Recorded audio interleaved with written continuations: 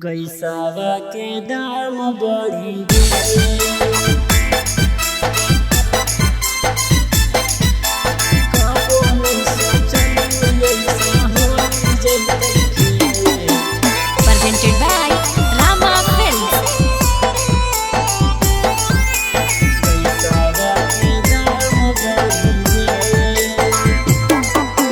गरीब मजदूर के हालत कैसन भेल।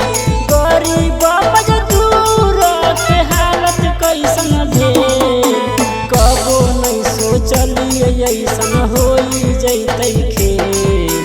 गैसावा के दाम बढ़ी गेल। कबो नहीं सोचलिए ऐसन होई जइतै खेल। गैसावा के दाम बढ़ी गेल। गैसावा के दाम बढ़ी गेल। कबो नहीं सोचलिए ऐसन होई जइतै खेल। गैसावा के दाम बढ़ी गेल। कैसन विपत्तिया पड़ल भूखल रहिए रतिया जी। बनत कैसे खाना मैया बह कई नहीं रुपैया जी। कैसन विपत्तिया पड़ल भूखल रहिए रतिया जी। बनत कैसे खाना मैया बह कई नहीं रुपैया जी। मोदी जी हो मोदी जी कैला कैसन खेल। कबो नहीं सोचलिए ऐसन होई जइतै खेल।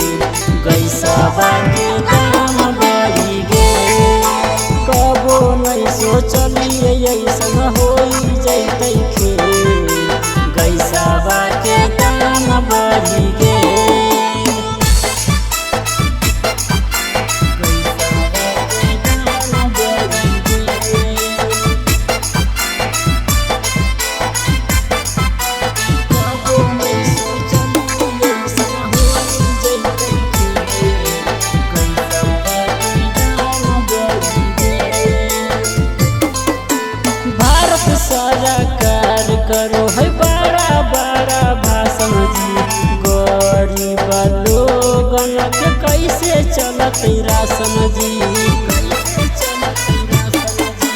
भारत सरकार करो है बड़ा बड़ा भाषण जी। गरीब लोगन के कैसे चलते राशन जी। भारत ईरान के होबे परतै में। कबो नहीं सोचलिए ऐसन होई जइतै खेल। गैसावा के दाम बढ़ी गेल।